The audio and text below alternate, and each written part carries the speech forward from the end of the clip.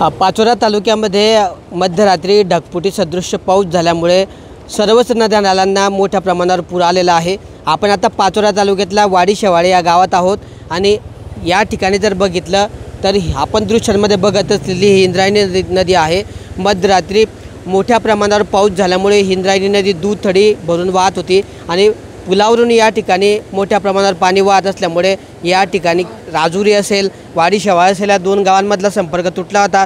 तर आपण जर बघितलं तर पाण्याचा प्रवाह इतका जोरदार होता की हा पूलच या ठिकाणाहून वाहून गेल्याचं चित्र पाहायला मिळतं आहे। आपण दृश्यांमध्ये बघतो आहे की कशा पद्धतीने हा जो 1 ते 1.5 वर्षांपूर्वीच बांधलेला पूल आहे, मात्र पुलावरील हा रस्ता आणि पूर्ण भराव जो आहे या ठिकाणी वाहून गेल्यामुळे आता पुलाचं मोठं नुकसान झालेलं आहे आणि या ठिकाणची जी वाहतूक आहे किंवा या दोन गावांमधला संपर्क आहे कुठेतरी तुटल्याचं पाहायला मिळतं आहे। चारचाकी वाहनं असतील किंवा इतर जी मोठी वाहनं आहे ही वाहनं आता या ठिकाणाहून जाऊ शकत नाही आहे। दुसरीकडे या ठिकाणी जे पोल होते इलेक्ट्रिक पोल पाण्याच्या जोरदार प्रवाहामुळे हे सगळे विद्युत खांब जे आहे कलंडले आणि अक्षरशः तुटून पडलेले आहे। त्यामुळे महावितरणच्या वतीने आता या ठिकाणचा जो विद्युत पुरवठा आहे या देखील दुरुस्त करण्याचं काम सुरू आहे।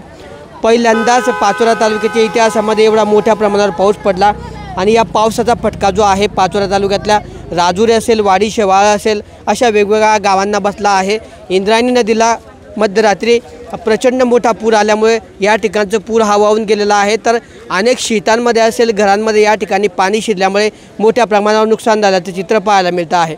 किशोर पाटील, TV9 मराठी, जळगाव।